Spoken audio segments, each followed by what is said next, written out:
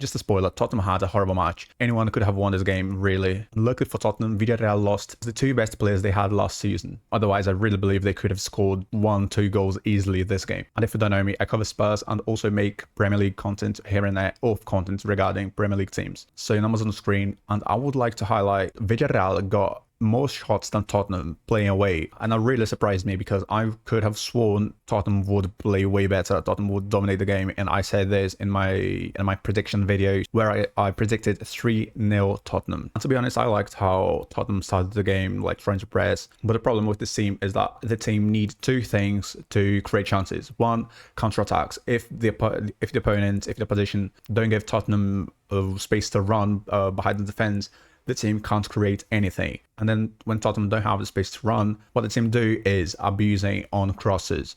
Like cross the ball, like in any given situation, the ball needs to be crossed. And that is very poor attacking wise. That is like rudimentary football. I also want to say that even though Tottenham had, in my opinion, a very bad game, still the team produced more in the sense of XG, because Tottenham playing at home is expected the team to perform better than the opponent, but it wasn't good enough, like far from it. And also something that is worth highlighting is the referee. He was completely lost. In my opinion, there were two capital mistakes this game regarding the referee. First one, he should have awarded, I believe in English, awarded a penalty for Tottenham.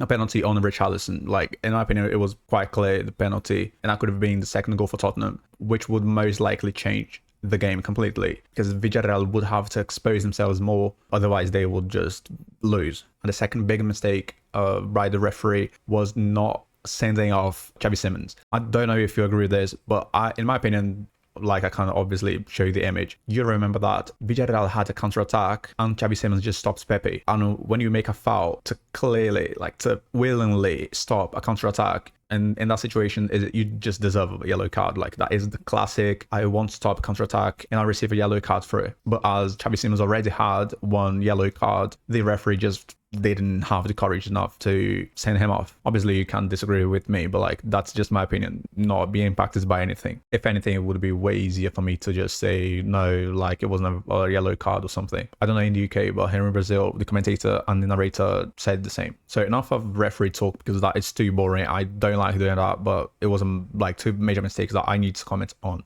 So, strategy. Another game abusing crosses. Every opportunity becomes a chance to throw the ball into the box. That is, as I said, rudimentary football. Like, you don't know what to do, then you just throw the ball into the opposition box and hope for the best. And that can be by corners, of long balls, crosses, fouls, anything, basically. And I know other teams do the same. However, I believe you need to have more tools to attack. Like, set pieces is one tool, but the team need also link-up plays, 1-2s, third-man plays, etc. And my other note was, the team forced long balls 29 out of 53, 29 correct, and ended up giving the ball too often, 3 errors leading to shots. Obviously, Villarreal didn't capitalize on those opportunities because of players' quality, in my opinion. They lost their best 2 players, which were Yeremy Pino and Alex Baena, who went to Crystal Palace and Atleti. So I do believe that if they had better players, the game would have been way more difficult. And there is also something else that I wanted to criticize. And by the way, I will have some good things to talk about. I'm just starting with the bad things. The attack map. Tottenham are focusing too much on the sides, as you can see by the map, like especially the right side. Basically, the strategy has been, I'll give the ball to Kudus on the right or to Xavi Simons on the left, and then let's hope they will beat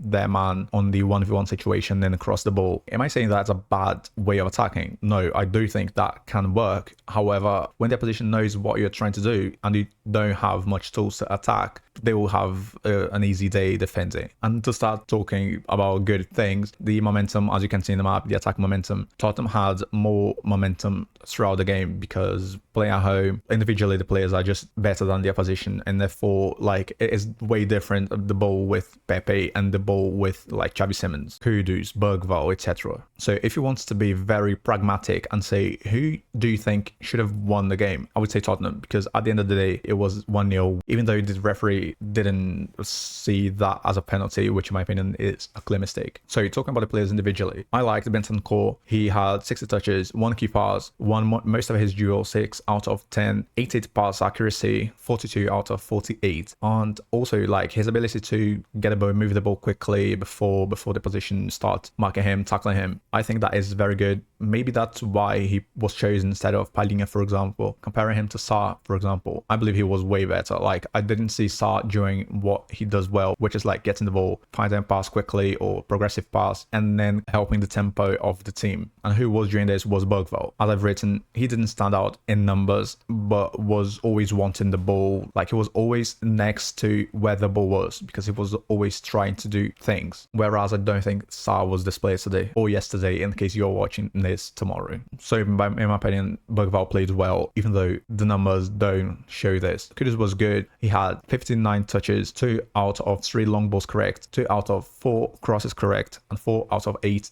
duels won. And also his pass accuracy was very good for a winger because wingers try more risky things and therefore they have a higher percentage of mistakes. But he got 86 pass accuracy, which was 37 out of 43. And last but not least, 0.38 XA, which is expected goals. So if Tottenham had 0.58 XG and Kudus has 0.38 expected assists, it means that Kudus created more than half of what the team actually produced. And the last player that I wanted to highlight positively, Van der Ven, was just so good. 77 touches, 93 pass accuracy, 7 out of 10 long balls, 3 tackles, 4 clearances. He was very secure in the counter-attacks. He was always the centre-back fast enough to get the ball or to get to the player with the ball. And I would highlight, negatively speaking, Romero. I didn't like his game today. And if you have watched any of my other videos, you know how much I like Romero. Like, I really think he is very, very good, but today he was not good. Like, at some point he started to try progressive passes in the middle of the pitch, losing the ball, making mistakes that would give the opposition opportunities to create something, to create chances, especially in the second half. I remember that happening more often. And also, I didn't like Richarlison today because what I find interesting about Richarlison is that, like, statistically speaking, he stands out more regarding defensive stats,